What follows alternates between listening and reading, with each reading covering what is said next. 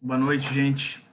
Vamos só esperar mais alguns alunos aí na aula, daí a gente já começa, tá?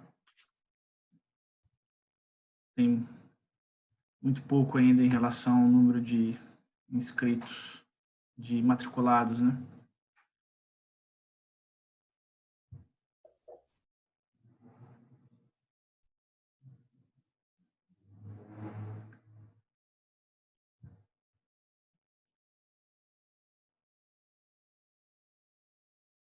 Uhum.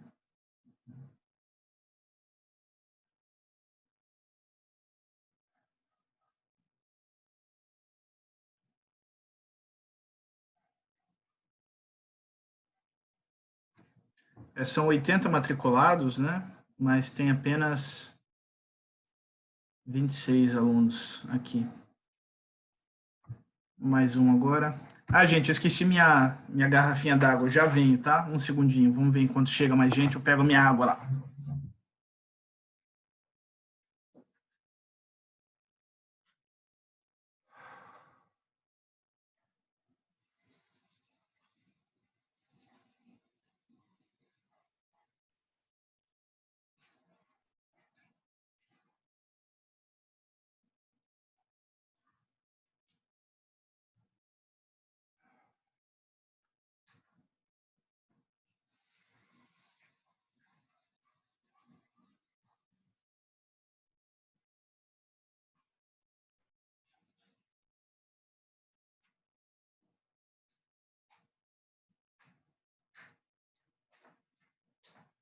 Pronto.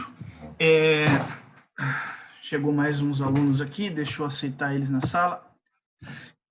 Gente, eu vou mandar para vocês agora, pelos representantes, no grupo dos representantes, um material, tá? Que eu preparei para a aula de hoje.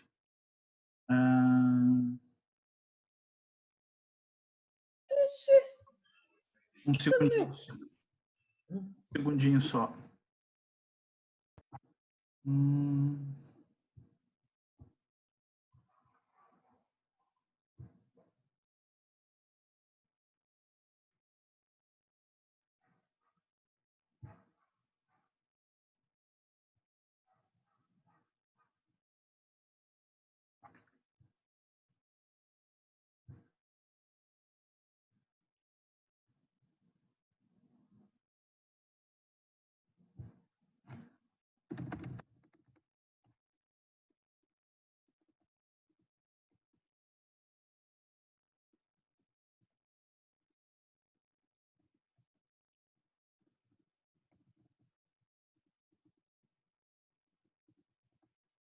Gente, eu encaminhei agora para os representantes o arquivo da aula de hoje, tá? O esqueminha lá, o PDF com o esqueminha da aula de hoje. Aí, assim, esse mesmo esqueminha, obviamente, vai estar no Google Drive, no relatório semanal, vai estar o link para esse esqueminha também, e eu vou estar compartilhando a tela com ele aqui para vocês durante a aula, né? Então, mas enfim, né, se caso houver algum problema em algum canal de comunicação, então vocês estão recebendo aí no grupo de WhatsApp de vocês dos colegas representantes, ok? E assim, se por acaso der algum problema no compartilhamento, às vezes isso acontece, né? Daí vocês têm aí, vocês podem abrir e ir seguindo aí pelo PDF que eles mandaram. Bom, então vamos começar o conteúdo, né? Então, na aula de hoje, a gente vai falar ainda da sociologia do Émile Durkheim. A gente vai continuar dando sequência ao mesmo tema, né? Eu acredito que essa vai ser a penúltima aula, daí na próxima aula a gente já passa a estudar textos de outros autores, ok? Então eu vou iniciar aqui o compartilhamento de tela para a gente começar a trabalhar o conteúdo. Aqui. Share. Gente, por favor, mantenham os microfones de vocês fechados, tá? Porque senão fica dando retorno aqui e é meio complicado. Ok? Bom, acho que vocês estão vendo a tela aí, tá? Se não estiverem vendo, vocês me avisem. Mas eu acho que estão vendo, né? Deixa eu ver só se eu consigo mover isso aqui para o lado. Ah, não, tá certo. Tá bom. Então, esse é o material que vocês receberam lá dos colegas, roteiro de aula e atividades. De atividade, eu não passei nada para essa aula, tá? Eventualmente, o conteúdo dessa aula eu coloco junto com uma atividade conjunta a partir da próxima aula. Então, agora é só o roteiro de aula mesmo, né? Alguém está escrevendo aqui no chat para mim? Deixa eu fechar aqui o WhatsApp que está apitando.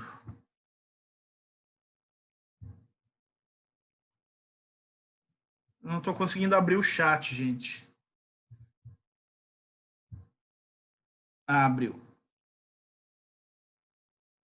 Ok. Tá bom. Então, roteiro de aula e atividades, segundo bimestre, esse é o roteiro 2, né? Lembrando que o roteiro não se confunde lá com o relatório semanal. O relatório semanal tem todas as atividades, né? O roteiro de aula ele vai ter ali só o esqueminha da aula mesmo, né? Do conteúdo. Aí o tema da aula de hoje, né? É a sociologia de Emile Durkheim, continuação. A gente vai continuar falando das ideias de Durkheim, que a gente já tinha iniciado nas aulas anteriores, né? Bom, e aí o tema específico daí dessa continuação, vamos dizer assim, é a sociologia da religião de Durkheim, ok? E assim, aí dentro da sociologia da religião tem dois subtemas, né, que são as duas flechinhas aqui que eu puxei, que é, que é a teoria sociológica da religião e a teoria sociológica do conhecimento. Bom, a teoria sociológica da religião é enfim, um estudo sociológico sobre o fenômeno religioso, né? Bastante autoexplicativo o título. O que pode causar uma certa confusão é o segundo aqui, teoria sociológica do conhecimento. Afinal de contas, por que isso aí está dentro de uma sociologia da religião? Né? Não faz lá muito sentido. Mas, na verdade, faz. A gente vai ver lá na frente, né? Fica para essa é a segunda parte da aula, e daí, obviamente, eu vou explicar o que é que tem a ver. Bom, a principal obra da sociologia para o tratamento da sociologia da religião do Durkheim é uma obra que chama As Formas Elementares da Vida Religiosa. Então está no PDF aqui em cima, né? É uma obra que ele publicou em 1912, portanto já século XX, né? Então faz aí um pouquinho mais de 100 anos. Então essa não é a única obra que trata do fenômeno religioso, mas a única obra que ele escreveu que trata do fenômeno religioso, mas A gente vai perder o ano. Gente, fechem o microfone aí, por favor. Tá bom, tá tudo bem. Gente, fechem o microfone, fazendo o favor. Sim. Uhum.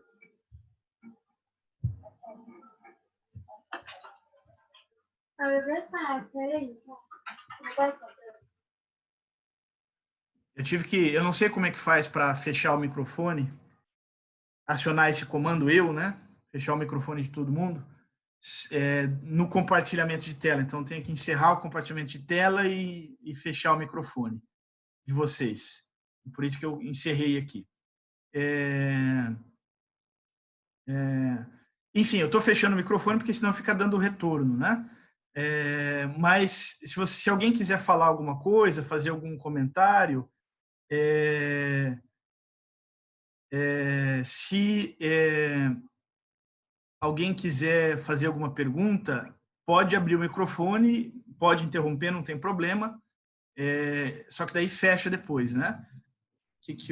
Yuris, eu sei, Yuri, eu sei que eu consigo fechar o microfone de todo mundo. Só que eu não sei como faz isso durante o compartilhamento de tela, né? Por isso que eu estava pedindo para fazer isso. Tá, eu vou compartilhar a tela de novo lá.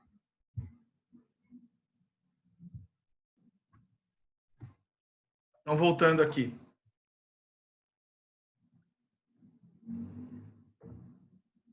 Então, eu estava dizendo, a principal obra na qual o Durkheim tratou do fenômeno da religião é As Formas Elementares da Vida Religiosa, né?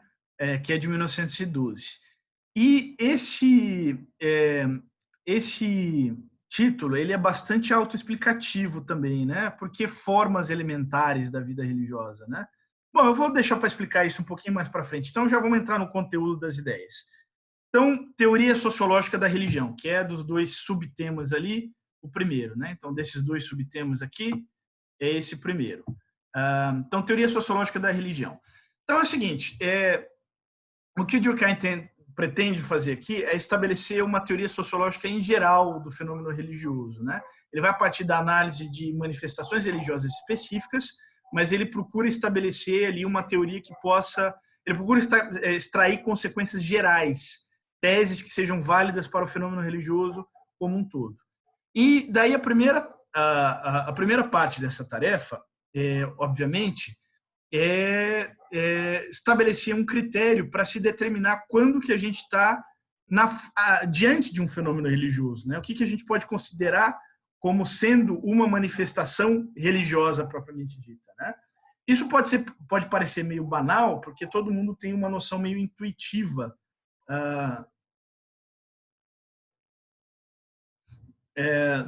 do que é religião, né? Normalmente ninguém pensa assim num conceito de religião. A gente vê práticas religiosas e intuitivamente reconhece elas, né? Mas no limite existem práticas ali que estão entre a mera superstição e a religião, né? Então é necessário estabelecer se não um conceito geral, pelo menos uma característica distintiva que nos permite dizer quando que a gente está perante uma manifestação religiosa.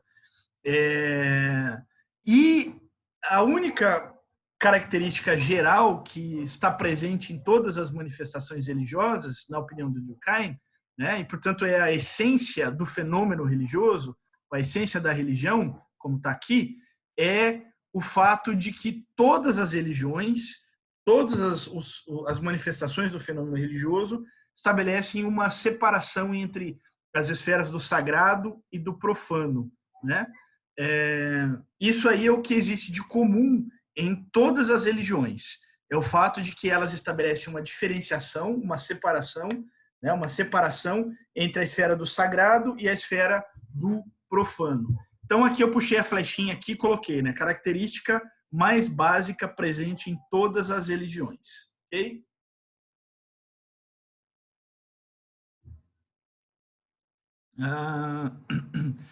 E então, o que para clarificar, né? O que seriam essa? A gente já volta a falar da separação em si, mas antes vamos falar das partes componentes, né? E por que esse conceito é importante. Então, o que seria o sagrado? O sagrado aqui, mais gente entrando. O sagrado aqui tá falho porque essa versão aqui do documento, eu atualizei ela. Deixa eu ver se eu abro a versão atualizada. Cadê?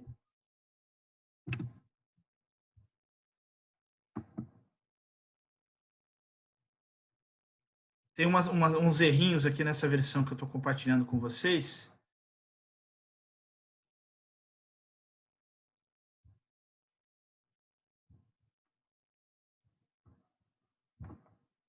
Um segundo só.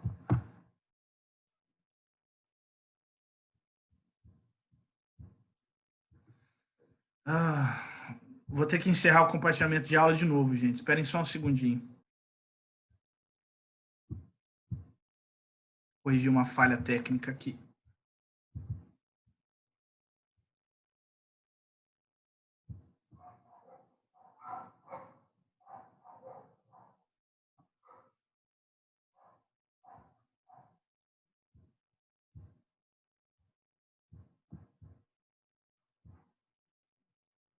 Um segundo só, gente. Deu uma falha técnica aqui. Fui abrir um outro arquivo e daí deu uma travada.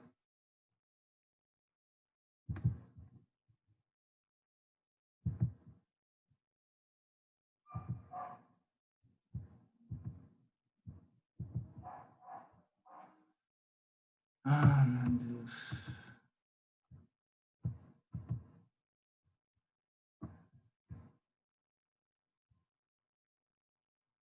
Pronto.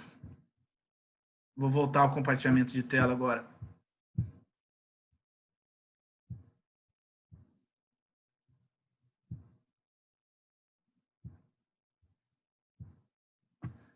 Pronto, voltou, desculpem. Então, gente, agora sim, agora dá para ver a definição aqui, né? Então, a gente estava falando lá das partes, né? Que é a essência da religião é a separação entre as esferas do profano e do sagrado. Então, toda religião... Deixa eu ter um comentário aqui.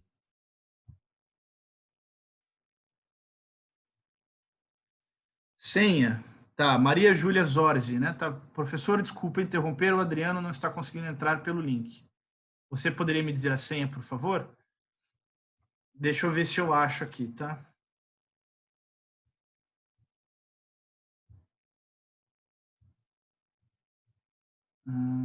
Participantes.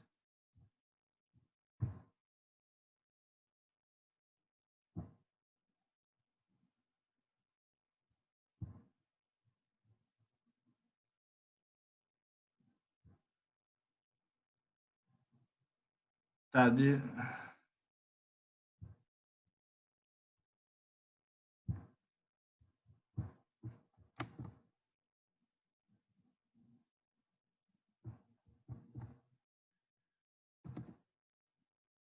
Ó, mandei agora aí, tá? Tem o ID da reunião e a senha.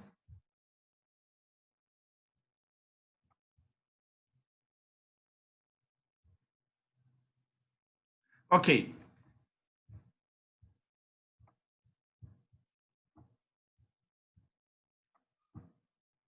Ok, voltando lá então. Nossa, perdi completamente aqui na aula. Tá, voltando lá então. Então, a essência da religião, segundo Durkheim, aquilo que existe, o traço distintivo, né, que existe em toda manifestação de um fenômeno religioso, que é característica de todas as religiões, é uma separação que os participantes dessa religião fazem, né, que os membros dessa religião fazem, entre uma esfera do sagrado e uma esfera do profano, né? Então, essa é a característica mais básica presente em todas as religiões. E o que é a esfera do sagrado? Então, a esfera do sagrado é um conjunto de crenças e práticas ao qual atribui-se, né, os seus participantes daquela religião atribuem um sentido religioso, ou seja, um sentido místico, um sentido sagrado. E, eventualmente, um sentido sobrenatural, né? E a esfera do profano é tudo aquilo... a esfera do profano se define por contraposição à esfera do sagrado. Então, a esfera do profano é tudo aquilo que não é sagrado, né? Ele se define por oposição. Então, pegando o exemplo lá do cristianismo, né? Então, qual que é a esfera do sagrado? É o cristianismo, porque é a religião aí na qual a maioria de nós foi criada. Então, é a religião que é para a maioria de nós mais familiar, né? Então, no âmbito do cristianismo, as crenças, como, por exemplo, a Santíssima Trindade, né? Então, a divisão lá de Deus entre Deus Pai, Deus Filho e Espírito Santo. Para os católicos lá, os santos católicos, né? Então, as histórias lá do Novo Testamento, sobre a vida de Jesus, etc., os sermões, etc., isso aí fazem parte das crenças do cristianismo, né? E das práticas seriam os sacramentos, né? Então, o batismo, a comunhão, o casamento, a extrema-unção, né? Ao menos para a versão católica do cristianismo, né? Então, essas práticas, esse conjunto de crenças e de práticas, eles constituem a esfera do sagrado no cristianismo, né? E o que seria o profano dentro da religião cristã? Bom, são todas as atividades que não fazem parte do sagrado. Então, isso incluiria, por exemplo, todas as atividades práticas da vida, né? Tem alguém que está me chamando aqui no chat? Diogo Ribeiro. Essa esfera profana também pode ser tratada como secular e mundana? Sim, pode. É a mesma coisa, são termos sinônimos, né?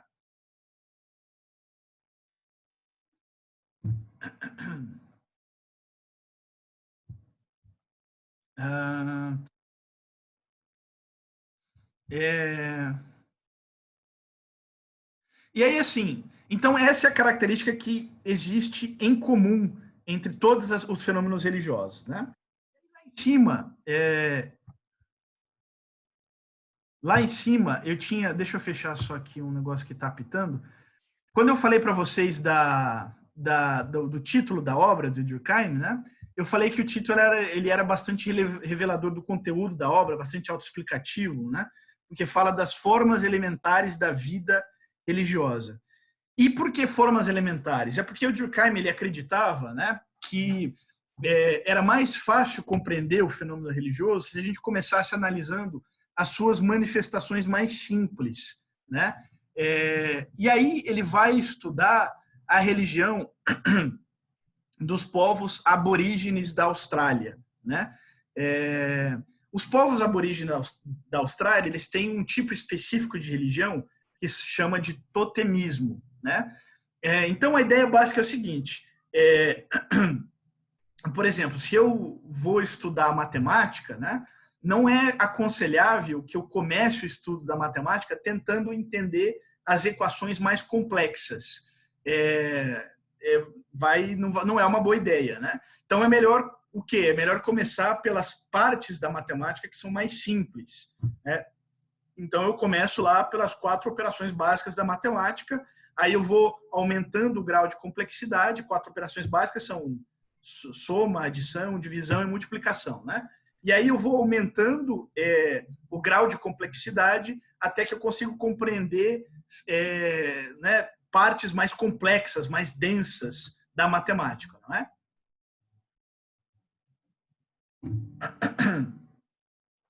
Então o Durkheim ele parte da mesma ideia. Ele parte da ideia de que é interessante, né, que é mais fácil, é mais aconselhável, portanto, começar estudando as formas mais simples de manifestação do fenômeno religioso e, a partir daí, tentar compreender o mais complexo, né? E assim, hoje em dia, a terminologia das ciências sociais modernas, né, da antropologia, sobretudo, rejeita, por exemplo, a expressão primitiva, né? Então, é considerado que a expressão primitiva, para se referir a povos aborígenes, aos índios brasileiros, né, aos índios do continente americano, ela, além de preconceituosa, ela é imprecisa, né? Além de estigmatizar as nações indígenas, os povos indígenas, ele é cientificamente pobre de conteúdo, né? Então, as civilizações, as ciências sociais modernas, elas em geral rejeitam o uso da expressão primitiva, né, da expressão primitivo e de termos conexos, né, de termos ali cognatos. Mas lá no século XIX, o Durkheim basicamente é um autor ali do início da sociologia, da época que a sociologia estava começando. Digamos que esse cuidado vocabular eles não tinham, né? Então, assim, dizia-se na época que esses eram os povos primitivos, né? Então, em geral, povos aborígenes, como os aborígenes da Austrália, né, que são os índios australianos, os índios do continente americano, da América do Sul, da América do Norte, as comunidades africanas, né, elas eram chamadas de povos primitivos. E a religião deles, portanto, eram considerados como religiões primitivas. Então, o Durkheim vai estudar as religiões ditas primitivas à época, né, considerando que elas são as manifestações mais simples do fenômeno religioso, para, a partir da compreensão dessas formas mais simples, tentar chegar à compreensão do mais complexo. Né? Então, o ponto de partida aqui, né, eu coloquei aqui no esqueminha para vocês, o ponto de partida da análise do Durkheim é o totemismo. Né? Por quê? Eu puxei a flechinha aqui, né? Porque o totemismo é a forma mais simples de religião. Né? E aí embaixo, entre parênteses, eu coloquei ali, compreender o mais complexo a partir do mais simples. Né? E aí, assim, o que é o totemismo? Tem um comentário aqui, deixa eu ver. no chat. Diogo... não, tá. Ok. Então, o que é o totemismo, né? O totemismo é um termo que deriva da palavra totem, que, por sua vez, deriva de uma expressão, eu não me lembro exatamente qual é agora, mas que é de uma língua de uma nação indígena norte-americana, né? Então, lá nos Estados Unidos, né? Nos Estados Unidos, Canadá, México, né? Tem lá, eles têm também os índios deles, né? Assim como no Brasil, aqui na América do Sul, tem os Guarani, tem né? Tupi-Guarani, Tupinambá, etc. Na América do Norte tem lá os Cherokees, os Apaches, etc. Né? E aí na língua de um deles lá, não me lembro qual, tem a expressão uma expressão da qual deriva a palavra totem, né? E o totem, o totem, o que quando a gente fala em totem, o que vem à mente, né, são aquelas estátuas grandes, né? Eu abri aqui no Google Imagens, eu procurei para mostrar para vocês. Vocês devem já saber do que eu estou falando, né? Então, não sei se está aparecendo para vocês. Beatrice, filme dos Irmãos Ursos fala sobre... Eu não conheço esse filme. Não tenho a menor ideia do que é esse filme. Depois você me explica aí. Então, acho que deve estar aparecendo aqui para vocês, né? Então, esse é um totem, né? Isso aí é um totem. Então, tradicionalmente, quando a gente pensa em totem, a gente pensa nisso, nessas estátuas, né? São, assim, várias... como se fossem vários animais, né? Um em cima do outro, né? Aí tem vários exemplos aqui, né? Deixa eu ver se eu acho mais alguns aqui para colocar na tela para vocês. Então, aqui, né? Aqui um outro. Então, os totens, o que eram os totens? Os totens, eles eram artefatos sagrados, né? Da religião de algumas comunidades indígenas, de alguns povos indígenas, né? Só que a questão é a seguinte, na verdade, esses aí são os tipos de totens mais conhecidos, né? Essas estátuas grandonas aí. Mas não é só isso que é totem, né? Guilherme, professor, o nome que aparece é meu. Ok, sou aluno Cid, ok, tá bom. Então, esses são essas estátuas grandonas são as formas de totem mais conhecidas, né? Mas não são as únicas. Gente, tá dando um aviso aqui para mim que vai acabar o tempo, tá? Então, se eu me empolgar falando e esquecer e a tela e o aplicativo derrubar aí a nossa chamada, daí vocês só esperem um pouquinho que eu já inicio uma outra e mando lá para a representante retransmitir, tá? Então, só para lembrar vocês aí. Mas o totem, na verdade, ele não é só aquelas estátuas, né? O totem, na verdade, ele é qualquer símbolo, pode ser, por exemplo, um amuleto, né?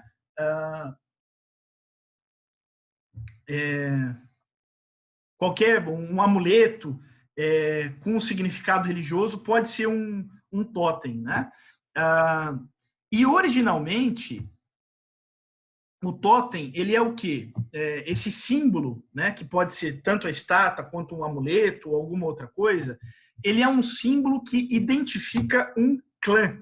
Então a religião totêmica, ela é um tipo de religião que é característico de sociedades que se organizam em clãs, né? E o que é um clã? O clã, eu coloquei aqui no esqueminha para vocês também, ó, totem, né? Símbolo que identifica um clã. E aí, entre parênteses, clã, né, é um grupo social baseado em relações de parentesco, né? Então, deixa eu ver alguém falando aqui. Um patuá. Eu não sei o que é patuá, Luciana. Se você quiser explicar aqui no chat, fica à vontade. Então, algumas sociedades, a base da organização social delas é o clã, né? Então, a sociedade ela se organiza. Na nossa sociedade, por exemplo, o núcleo básico da sociedade, ela é, a gente pode dizer que é a família nuclear, né? Então, papai, mamãe, os filhos, etc. Né? Sendo que hoje existem as formas de família alternativas, né? Então, família monoparental, etc. Né? Mas, digamos assim, sob um ponto de vista mais tradicional, seria a família nuclear, papai, mamãe e filhos, né? E a nossa sociedade ela está caminhando cada vez mais para o individualismo, né? Então a gente pode dizer assim que a sociedade industrial moderna ela tem uma característica de se organizar em núcleos sociais muito pequenos, né? Então ou é o indivíduo que vive sozinho ou é a família nuclear, né? Mas a sociedade, por exemplo, dos aborígenes australianos, elas se organizavam em clãs. Então, o elemento básico da sociedade aborígena lá na Austrália, né? A sociedade aborígena são os índios australianos, tá? Só repetindo. Então, o núcleo básico daquela sociedade são os clãs. E o que é o clã? O clã é, digamos assim, a família estendida, né? Então, é a família que é constituída não só por laços sanguíneos, mas também por laços de afinidade, ou seja, por casamentos, né? Então, o clã vai ter lá um patriarca, normalmente, e dentro daquela e vai ter uma estrutura bastante ramificada, né? E outras sociedades se organizavam através de clãs também, ou seja, com base em relações de parentesco, né? Então isso é comum em sociedades africanas, né? Em povos, nos povos autóctones da África, né? Essa é a expressão correta. Isso é comum em algumas comunidades indígenas do continente americano, e isso era comum também no Japão. Né? O Japão, a gente pode dizer, o Japão a gente costuma ver o Japão como um país bastante moderno, né? High-tech, né? Tecnológico, rico, etc. O que é verdade, mas é uma verdade que é válida para as últimas décadas, a partir da Segunda Guerra Mundial, né? Que o Japão virou uma potência econômica, tecnológica, etc. Mas até a Segunda Guerra Mundial, o Japão era relativamente pobre e bastante atrasado, né? Foi inclusive por isso que os japoneses imigraram para o Brasil, né? Porque não viviam tão bem lá, então estavam procurando ali condições de vida melhores. E até o começo do século XX, o clã era muito comum, né? O peso do clã, melhor dizendo, era muito grande na estrutura da sociedade japonesa, né?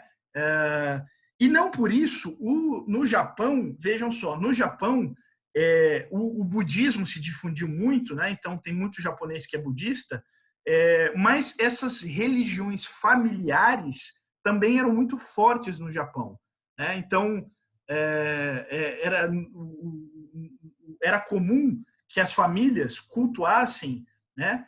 Até esse período no Japão, o seu deus familiar. Então cada família tinha ali a sua divindade, né? Por quê? Porque o Japão tinha uma organização social que era baseada no clã, né? Que era essa familhona, por assim dizer, né? Esse núcleo social baseado em relações de parentesco sanguíneos e por afinidade, né? Os chamados bárbaros da América do Norte, que eram os povos que habitavam ali na Alemanha, na Escandinávia, na época do Império Romano, né, que daí depois invadiram o próprio Império Romano, eles também tinham uma organização baseada em clãs, né? Então, voltando aqui, o totemismo é o quê? O totemismo é uma religião de clã, né? O totemismo é uma religião que se baseia em um símbolo, que pode ser a estátua lá, mas não necessariamente, né? Pode ser um amuleto, alguma outra coisa. E esse símbolo, ele identifica o Deus do clã, né? Daquele agrupamento social específico. Né? Então, eu puxei as flechinhas aqui para vocês. Ó, né? Então, totem, símbolo que identifica um clã. Né? E um clã é o quê? Um grupo social baseado em relações de parentesco. Então, daí, a primeira flechinha, logo, Deus do clã e sociedade, que é o próprio clã, eles se identificam. Então, o símbolo, né? O símbolo, ele é ao mesmo tempo o Deus do clã e o próprio clã, né?